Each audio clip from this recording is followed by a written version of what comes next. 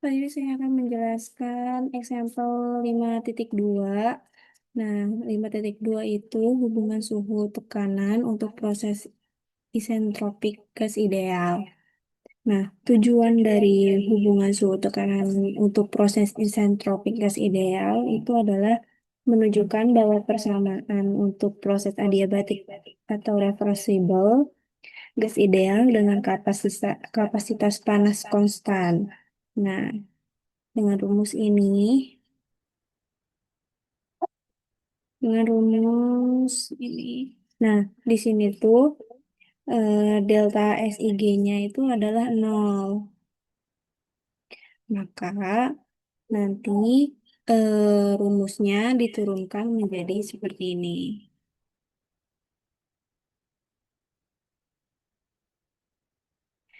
Nah, CP IGP-nya itu asumsinya itu konstan. Kalau konstan itu dia akan menjadi, jadi CP IG-nya itu di sini, jadi CP IGP-nya itu konstan. Jadinya 0 sama dengan CPIG per R in T2 per T1 dikurangi in P2 per P1. Kemudian kita susun ulang persamaan yang ini untuk mengisolasi suku logaritma. Jadinya itu nanti kayak gini. Ini hasil akhirnya. Kemudian untuk gas ideal, hubungan antara kapasitas panas pada tekanan konstan atau CPIG dan kapasitas panas pada volume konstan CPIG ini CPIG adalah ini. Dengan lambdanya itu adalah aduh, dengan lambdanya itu adalah CPIG per CPIG. Nah, ini tuh definisi dari rasio kapasitas panas. Kemudian, dari hubungan gas ideal itu kita dapat rumus ini. Nah, di sini tuh CVG per CPIG itu adalah 1/lambda. Maka rumusnya itu diturunkan menjadi ini. R per CPIG sama dengan 1 - 1/lambda. Sama dengan lambda -1/lambda. Nah, setelah itu disubstitusi ke persamaan logaritma. Jadi hasilnya tuh kayak ini. Ketika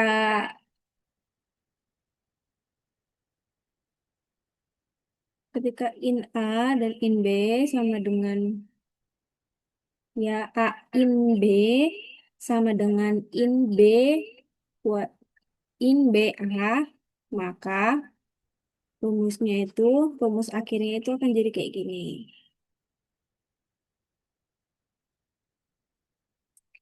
Nah, setelah itu kita masuk ke example 5.5 yaitu pencampuran gas ideal pada aliran tunak.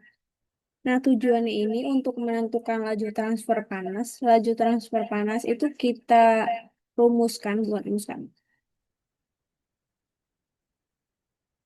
Kita buat apa ya namanya? Ya, pokoknya inilah simbol. Kita buat simbolnya itu Q dan laju pembangkitan entropi itu adalah SG. Sebenarnya SG-nya itu kayak gini. S G.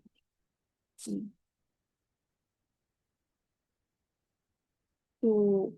Nah, selanjutnya tujuannya itu untuk menentukan laju transfer panas dan laju pembangkit entropi untuk proses pencampuran aliran tunak udara pada tekanan atmosfer dengan asumsi gas ideal. Dan CPIG-nya itu 7/2 R. Nah, ini data-data yang diketahui. Yang pertama itu ada A, ini aliran masuk di Nah, Na-nya itu ada 1 mol dikali S pangkat min 1, Ta-nya itu 600 K. Nah, selanjutnya ada aliran masuk B, yaitu Nb-nya itu ada 2 mol dikali S pangkat min satu, terus Tb-nya itu ada 450 K. Kemudian ada aliran keluarnya. Aliran keluarnya itu tambahan dari Na, aliran masuk di alat A dan aliran masuk di alat B, yaitu 3 mol kali S min 1 dan T-nya itu 400. Suhu lingkungannya itu ada 300 K. Kemudian kita juga punya konstanta gasnya, yaitu R sama dengan 8,134 J dikali mol min 1 dikali K min 1. Nah, kita punya asumsi itu gas idealnya, per, asumsinya itu gas ideal, perubahan energi kinetik atau potensialnya itu diabaikan. Nah, yang pertama itu kita menghitung laju transfer atau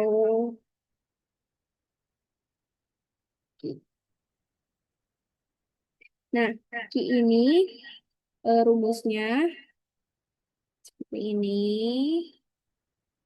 Rumus awalnya itu adalah ini. Namun, N adalah Na plus Nb.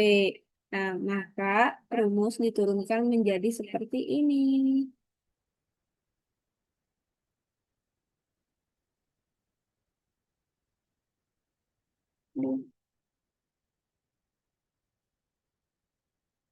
Selanjutnya, ketika delta HIG itu sama dengan CPIG delta T, maka Q-nya itu akan menjadi CPIG terus kurung buka Na, kurung buka lagi T min TA, kurung tutup, plus NB, kurung buka T, kurangi TB, kurung tutup. Selanjutnya kita substitusi nilai dari rumus yang ini. Dari rumus yang ini kita substitusi angka-angkanya, maka akan menjadi seperti ini. Kita masukin. Nah, selanjutnya kita hitung untuk Na, T min Ta. Nah, itu kita substitusi nilainya. Hasilnya itu min 200 mol K dikali S min 1. Nah, selanjutnya kita substitusi nilai untuk NB. Nilai NB kita dapat min 100 dikali K dikali S min 1. Terus kita cari laju transfer panasnya. Kita substitusi nilainya. Jadi kayak gini. Setelah itu didapatkan hasil min 8729,7 Joule dikali S min 1. Terus yang kedua itu kita menghitung laju pembangkitan entropi atau SG. Nah, SG ini rumus awalnya adalah ini. Kemudian di sini kan tekanannya itu diasumsikan konstan atau N sama dengan Na plus Nb. Nah, itu akan merubah rumus atau menjadi rumus rumus turunannya itu akan menjadi ini. Itu kemudian in PA-nya itu, in P per PA-nya itu diabaikan. Dan delta SIG-nya itu sama dengan CPIG in T per TRF. Maka rumusnya akan menjadi seperti ini. Ini sudah dirapikan lagi rumusnya. Sudah dikelompok-kelompokkan. Selanjutnya kita hitung, kita substitusi nilainya. Nah, CPIG-nya kan segini. Tadi kita substitusi nilainya, terus kita cari N A in T per TA-nya. Dapat hasil min 0,40547. Nah, kemudian kita hitung juga NB-nya. NB in TB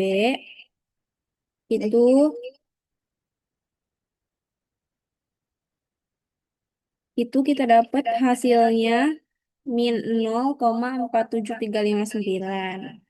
Nah, selanjutnya kita cari dengan rumus ini. Ini minnya itu karena di sini ada min, makanya minnya juga disubstitusi, dimasukin ke rumus. Nah, selanjutnya kita masukin nilainya, kita substitusi, dan hasilnya kita dapat 29,099 Joule dikalikan min 1 dikali S min 1. Terus kita cari SG-nya. SG-nya itu kita substitusi semua nilainya. Nilainya itu di sini, kita substitusi semuanya. Dan didapat hasil sebesar 3,521 Joule dikali K min 1 dikali S min 1. Sebenarnya di sini tuh ada keberadaan antara perhitungan dari buku sama perhitungan saya. Nah, kalau dari buku itu 10,446 J. Kalau nggak salah J, K min 1, S min 1. Ini hasil dari buku. Kalau saya hitung hasilnya dapat 3,521 Joule. Jadi karena SG-nya itu lebih dari nol, proses ini mungkin sesuai dengan proses nyata. Kemudian ada example 5.7. Example 5.7 itu untuk menghitung kerja maksimum atau kerja ideal. Tujuannya itu untuk menghitung kerja maksimum atau ideal yang dapat diperoleh dari satu mol gas nitrogen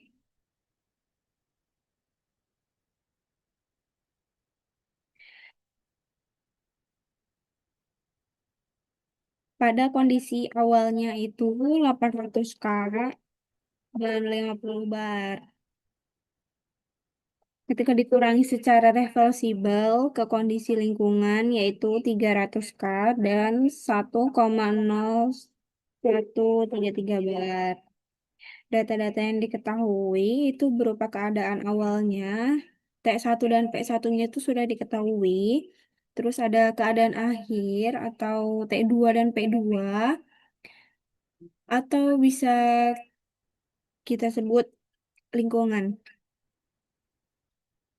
Itu tuh kita punya T2-nya itu 300 dan P2-nya itu 1,0133 bar. Kemudian diasumsikan sebagai zat nitrogen itu adalah gas ideal. Nah, kemudian kerja maksimum yang dapat diperoleh dari satu proses adalah kerja ideal atau W ideal karena perubahan energi kinetik dan potensial itu diabaikan. W ideal itu untuk aliran tunggal gas ideal yang mengalami perubahan keadaan. Nah, selanjutnya kita itu menghitung perubahan entalpi molar. Yang pertama itu kita harus menghitung perubahan entalpi molar atau delta H IG. Delta H IG-nya itu kita punya rumus T1 T2 CPI GDT. Nilai integral ini bisa ditemukan dari persamaan 4.8 yang menggunakan fungsi ICPH. Jadi,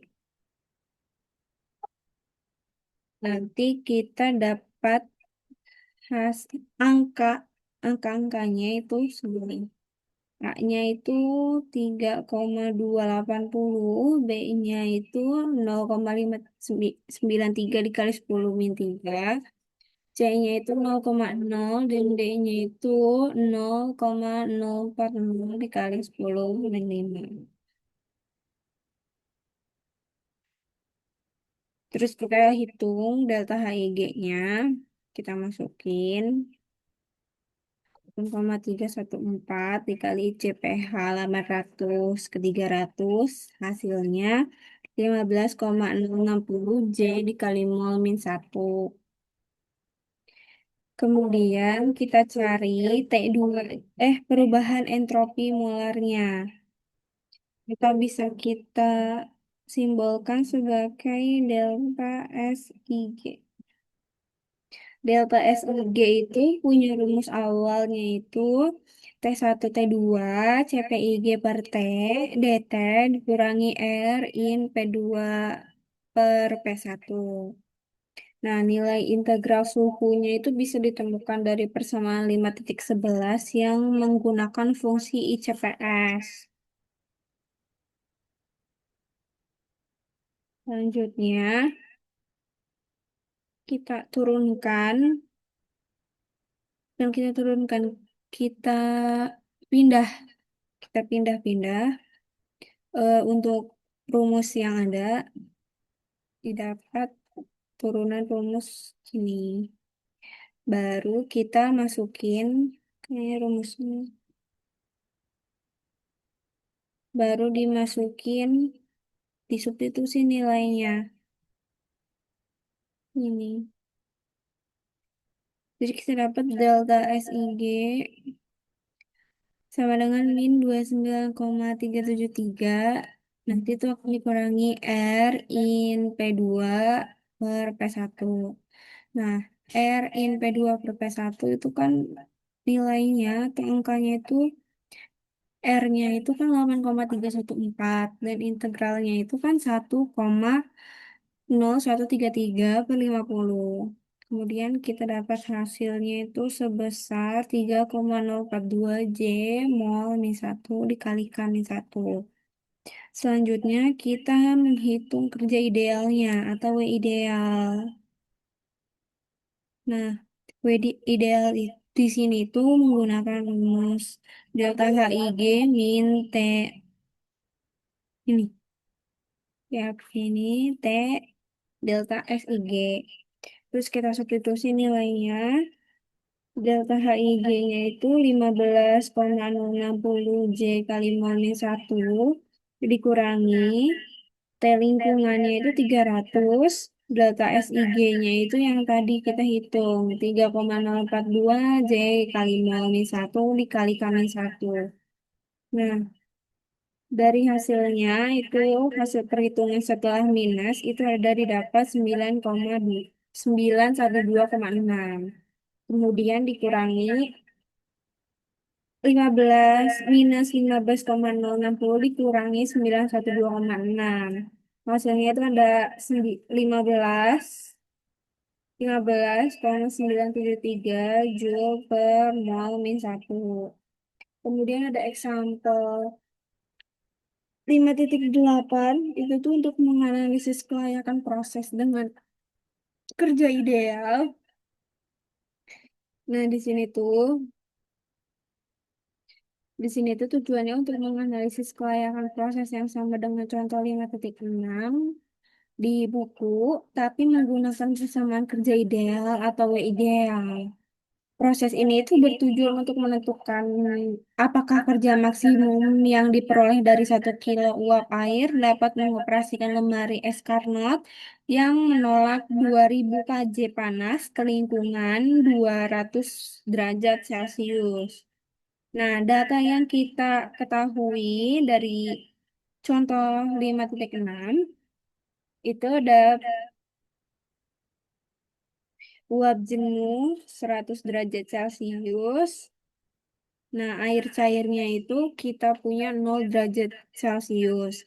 Ini tuh bisa kita sebut dengan perubahan keadaan.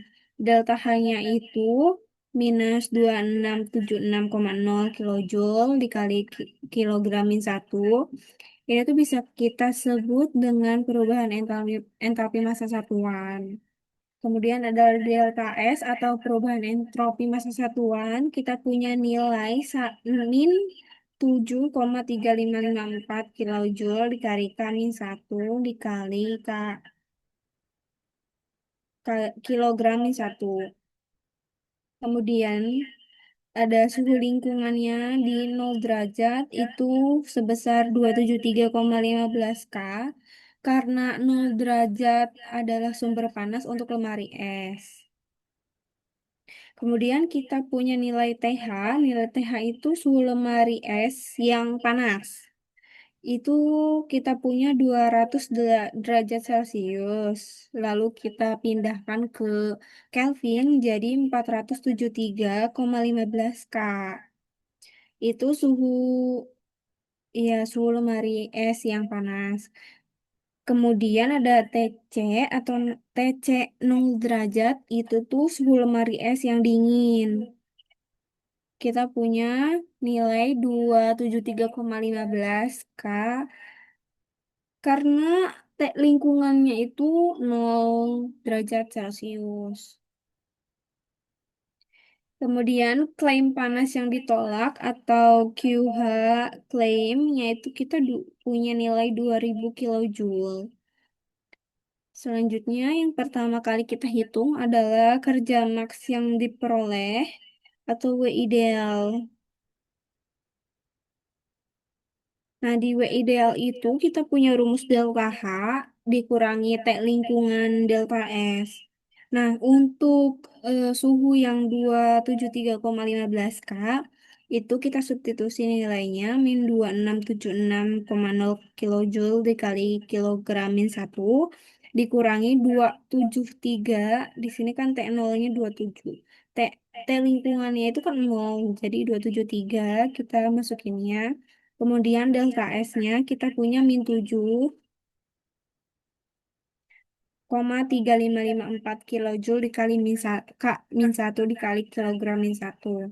Kemudian kita dapatkan hasil minus 666,9 kilojoule dikali kilogram min 1.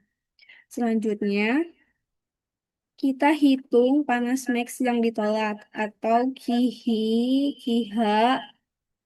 max. Nah, lemari es Carnot itu beroperasi di antara TC-nya itu 273,15 dan TH-nya itu 473,15 Kelvin. Nah, kita punya hubungan antara kerja W dan panas yang ditolak atau KH untuk lemari es Carnot itu kebalikan dari mesin Carnotnya. Jadi kita punya rumus kayak gini. Dan kita rapikan lagi karena kita untuk mencari KH itu rumusnya jadi W TH min TH kurangi TH per TH min TC. Nah, W idealnya itu kita punya 666,9 kJ. Karena kan tadi kebalikan dari mesin Carnotnya. Jadi kita masukin, kita substitusi nilainya. W ideal di sini kita masukin. TH-nya itu tadi kan kita punya mana tadi? Nah, ini 473,15 dan TC-nya itu 273,15. Kita kita substitusi dan hasilnya jadi 1577,7 kilojoule. Nah, kesimpulannya itu kerja maksimum yang tersedia dari uap air hanya menghasilkan pelepasan panas maksimum sebesar 1577,7 kilojoule ke lingkungan yang 200 derajat Celcius. Karena ya panas yang diklaim untuk ditolak adalah 2000 kilojoule. Jadi lebih besar daripada batas maksimum yang mungkin secara termodinamika itu 1507,7 kilojoule. Maka proses yang dijelaskan itu kayak tidak mungkin terjadi. Kemudian kita ada example 5.9. Itu tuh kerja hilang pada penukar panas. Tujuannya itu untuk menghitung kerja yang hilang atau weight loss untuk dua jenis penukar panas aliran tunak. Aliran concurrence atau searah dan aliran countercurrents atau berlawanan arah. Dengan asumsi gas idealnya, dengan asumsi gas ideal dan CP-nya itu diasumsikan 7/2,7/2 R. Nah, data yang diketahui ada aliran panas atau H. TH satunya kita punya 400 Kelvin, TH 2-nya kita punya 300 Kelvin, dan NH-nya kita punya 1 mol dikali S-1. Kemudian C-nya atau aliran dingin, kita punya TC masuk dan TC keluar. Kemudian kapasitas panas atau CPIG kita punya 7/2 R. Kemudian ada suhu lingkungan atau T ini itu 300 K. Asumsinya kan tadi perubahan energi kinetik atau potensialnya itu diabaikan. Kerja porosnya itu nol dan nggak ada penukaran panas dengan lingkungan. Jadinya Ki-nya itu sama dengan nol. Nah,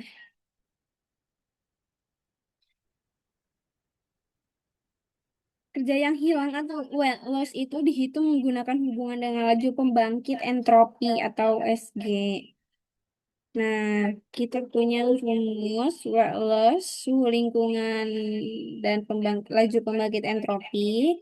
Kita punya Q-nya itu sama dengan nol, SG-nya itu adalah delta SIG, N sama dengan weight loss sama dengan T0 delta SIG N Fs. Nah, karena delta SIGN H plus NC delta SIGC yang ini itu adalah delta SIG sama dengan CPIG in T2/T1, maka rumusnya itu akan diturunkan menjadi seperti ini. Kemudian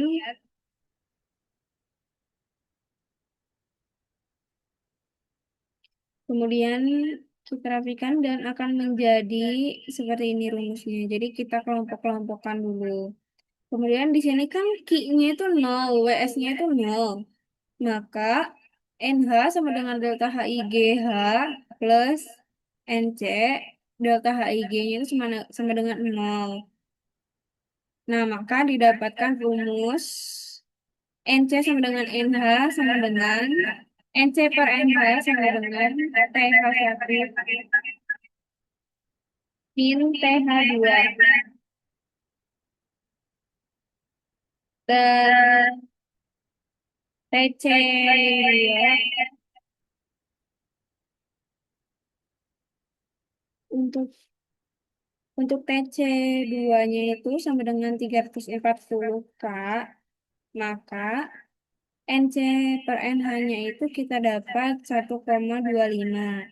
Dan CPIG-nya itu kita dapat 7/2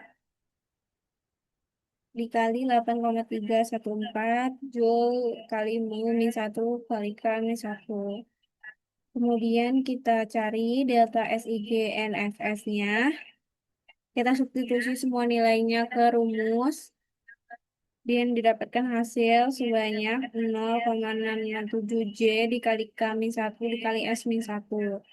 Nah, weight loss-nya kan ini kita punya rumus seperti ini. Dari suhu lingkungan delta SIG N Fs. Kita substitusi nilainya, kemudian kita dapat hasil 200,1 Joule dikali S min 1. Jadi untuk kita selanjutnya menghitung TC2-nya yang 390 K, kita masukin NCNH-nya.